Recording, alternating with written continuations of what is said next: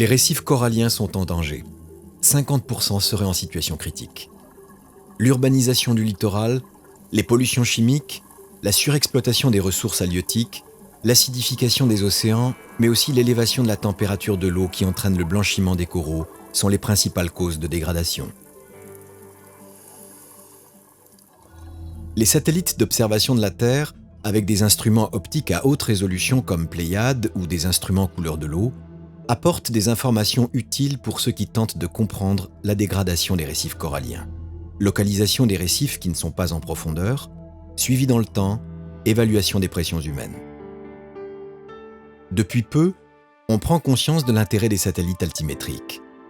Par exemple, lors du phénomène El Niño de fin 2015, le satellite Jason a montré que les barrières indonésiennes ont vu leur niveau d'eau baisser à tel point qu'une partie des coraux était à l'air libre, accélérant ainsi leur dégradation. La corrélation entre la hauteur d'eau mesurée, la température de l'eau et les zones affectées par le blanchiment présente un intérêt évident. Mais la limitation vient de la difficulté d'avoir des mesures altimétriques sur les zones côtières. Le futur satellite SWOT s'affranchira de ce problème. Grâce à sa résolution et sa vision bidimensionnelle, il couvrira les côtes et apportera des informations essentielles sur la dynamique des courants à fine échelle et des marées autour des récifs.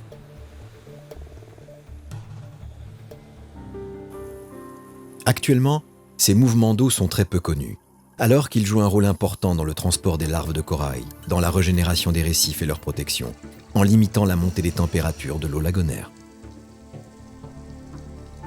On espère que les informations de SWOT permettront de mieux comprendre cette circulation, aideront les scientifiques à modéliser le fonctionnement des zones coralliennes et tenteront de prévenir la dégradation de cet espace essentiel pour la biodiversité marine.